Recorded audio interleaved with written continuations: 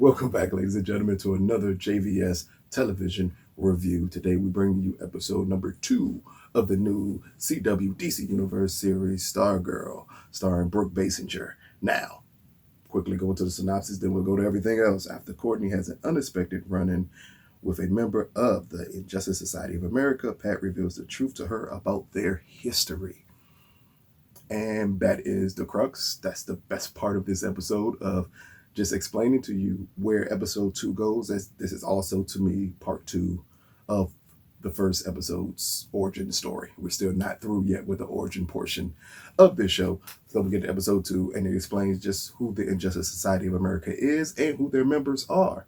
So Pat reveals to Courtney, after rescuing her at the end of her fight at episode 1 with Brainwave, he goes back to his garage/lair, and it reveals to her why they moved to this town. He brings up that another member of the Justice Society of America traced the Injustice Society to this town, and then his leads went cold, and him and his wife eventually pass away.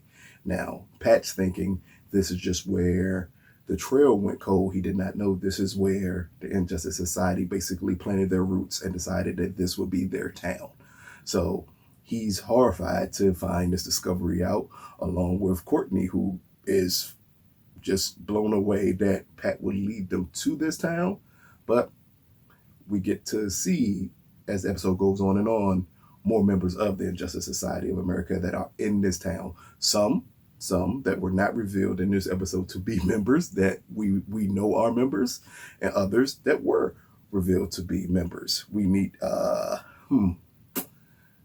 let's start off with Mr. On Gangs as the gambler.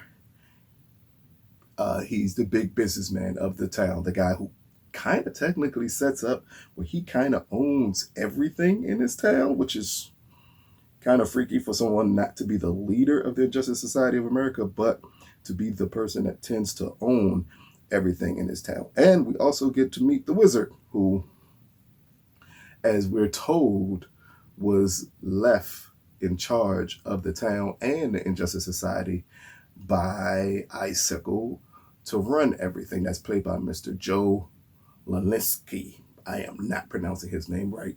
I'm not even going to attempt to. I'm sorry, but your name is hard to pronounce at the end of it. But he plays the wizard, and we get to see, as Brainwave approaches him about Starman's staff is out, someone has it, now we need to do something about it. And we see that the wizard's character is a little reserved in getting back into that life. I think they kind of hinted in a very short scene, kind of hinted that he had accepted his life of retirement from this and didn't want any more parts of it. So it leads Brainwave to go searching for Courtney and to find out who this girl is who attacked his son, because that's really weird here. That's his key crux in this whole thing, is that she attacked his son. So he's thinking that whomever this is who has Starman's staff is attacking his family to get revenge for what he did to Starman.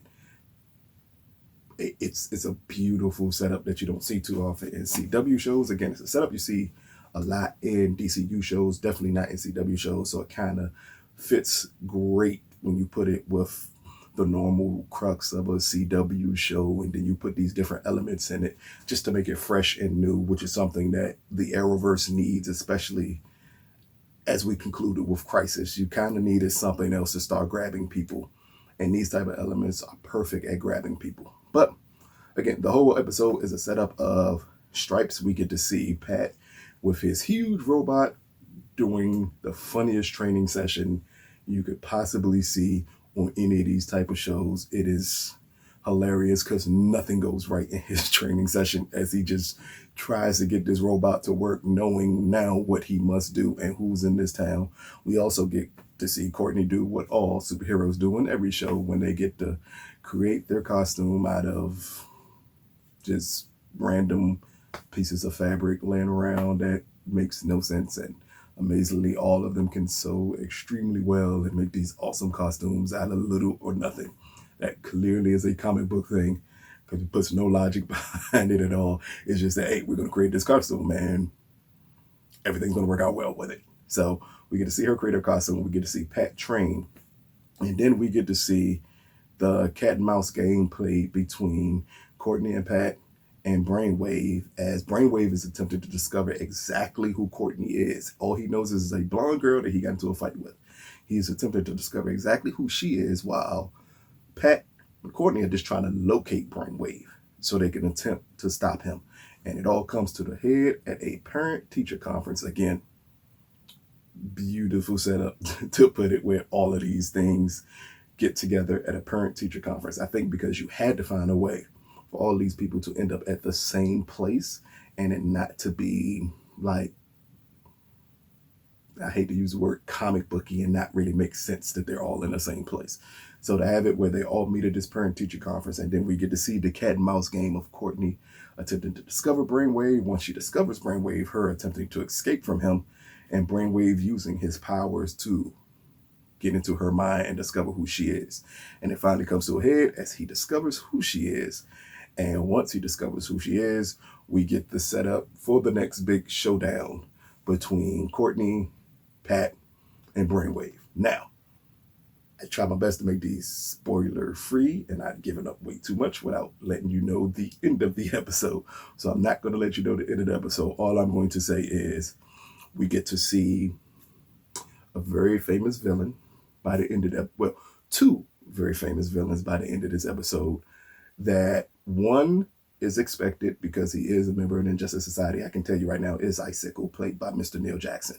We get to see him at the very end of the episode. It's a pretty dope scene with him at the end of the episode because he reveals another villain that I will not tell you who it is, because most people would not see this villain coming when they quickly show this villain. And that's something that, again, this show has done a great job of just dropping little Easter eggs in it from time and time again. Again, if you know this comic, if you know these characters, it's even more villains and heroes in here that, again, the show has not revealed to you yet. But if you know the name of the characters, you know that these are the people that's going to be showing up. And again, it's kind of great the way they building this thing out slowly through 2 episodes. I would possibly say if it was a normal network television show, you may have gotten a 2-hour movie, but even at the end of this, you still don't get the full grasp of the story yet. And that's what makes this show so interesting and unlike anything else on the CW show. Unfortunately, I always have to point to Batgirl because that's the last CW show that debuted. And when you compare the first 2 episodes of Stargirl versus the first 2 episodes of Batgirl, it's really no comparison to it at all. Like, this show is already flowing the way I hope it keeps on flowing through the rest of the season. Again, you've seen this trope with Runaways, and it's another show from Marvel. I can't think of Runaways, and another show that's on Freeform from them of this high school kids, heroes type of concept. But right here, this is done still in a CW way, but in a dark CW way. And so far, it's working pretty good. So, this has been another JVS review. Second episode of Stargirl entitled S.T.R.I.P.E. It debuted today on DC app, DC Universe app, and it debuts tomorrow on the CW. Now, something I did bring up about last episode that I think needs to be brought up about this episode. The first 2 episodes on the DCU app are cut differently than the first 2 episodes of the CW. So, if you catch it on the DC app, you're going to see a little more than what you're going to see on the CW show. Because, again, for pacing reasons on the CW and, you know, I'm going to say also for some of the nature of the scenes, they did cut it out a little bit to make it, as they put it, flow evenly. Again, with CW, normally shows run 40 to 42 minutes. DCU, you're running 50 to 55 minutes. So they have to cut just enough to still fit into that format. So if you could check it out on both, check it out on both. You may find some interesting things and interesting nuggets you're not going to see on the CW on the DC app. Peace.